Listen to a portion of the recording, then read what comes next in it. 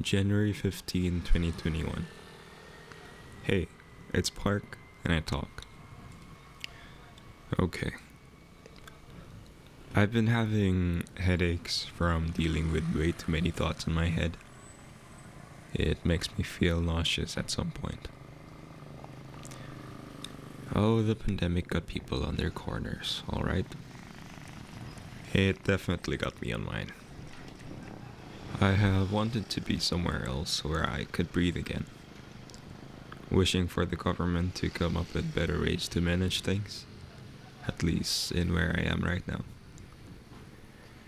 And to top that, I got my duty as a student and an individual to study and keep myself fed while doing all the things that society asks me to do to fit in. I do admit that was a dramatic way to say chores. But overall, it drives me to the same point, where I wish things to be better. Like most of you out there, I belong to the demographic of having to do things myself in order to gain things. And sometimes my efforts that stress me enough don't make me feel like I'm doing enough. I incur from the current situations around me that the emotion arises from the fact that I'm not, in my standards at least, is called happy. I haven't been feeling like those days that the tip of my mouth would just cling onto my ears. That's the general definition of happy that I could easily explain with. But the chase for that kind of happiness will get you killed. Like a squirrel on heroin. They will fight you no matter how big you are if they're determined to get what they want. Running restless, climbing trees, falling from trees, whatever. They'll end up in a place they don't want to be with the animals they want to avoid in the wild, wild Far West. That happiness is a momentary pleasure, and it comes and goes. And it's designed to do so. This rant could probably get longer, discussing what philosophers said about happiness and all that, but this is a personal rant in the end, so I shall keep it brief. Anyway, that happiness we know of is designed to come and go, and just because it's gone doesn't mean that there is something wrong with it. Pre-pandemic, being in the house made me happy because I felt that unwanted social interactions wore me off. But now that I'm forced to stay in, with slim to no chance of getting out without any good reason to, it's become unhealthy. In other words, how can a high be considered a high if you don't have a reference of where the middle is? My point is, all good things come to an end, and that's what makes it good. The middle is our base, and neutral is okay. Being okay is okay. I think the problem lies in how the children were taught to achieve something more significant to be happy rather than being worthy as they are. The children are taught to be greater, to be better than others. Oftentimes even used as a beacon for the parents to let the kids achieve something that the parents themselves couldn't reach.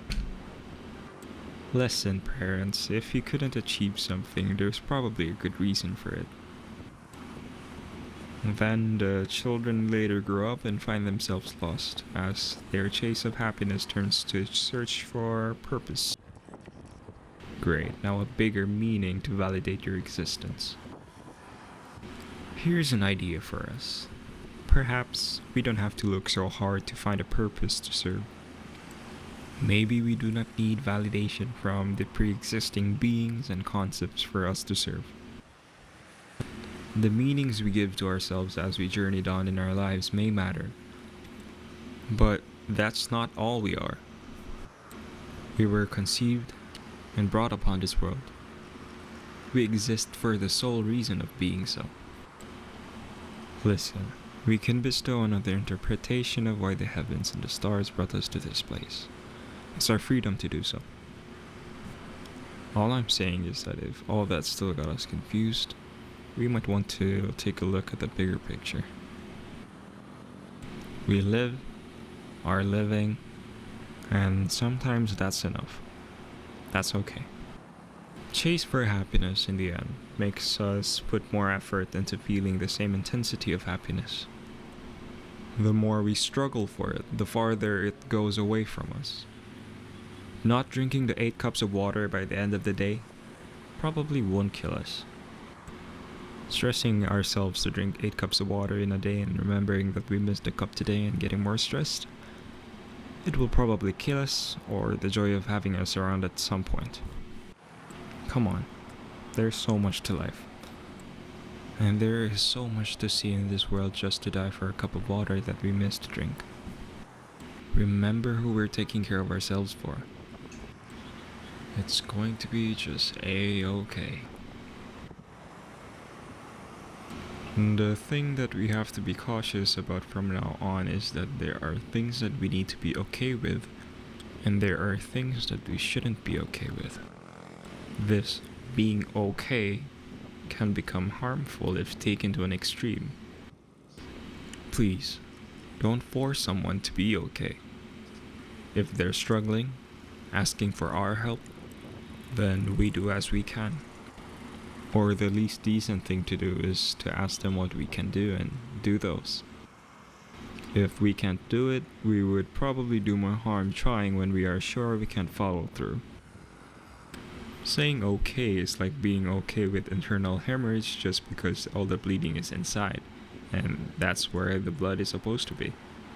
The extremes of okayness takes one to the ground of complacency.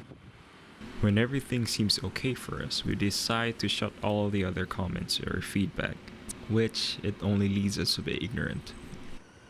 Saying no is okay. Doing things against our will or anyone else's isn't. Feedback and opinions are okay. Judging and devaluing ourselves or others isn't. The rule of thumb is, if what we're doing isn't harming us or anybody else, it's probably okay. It takes a bit of practice, but I hope we all get there.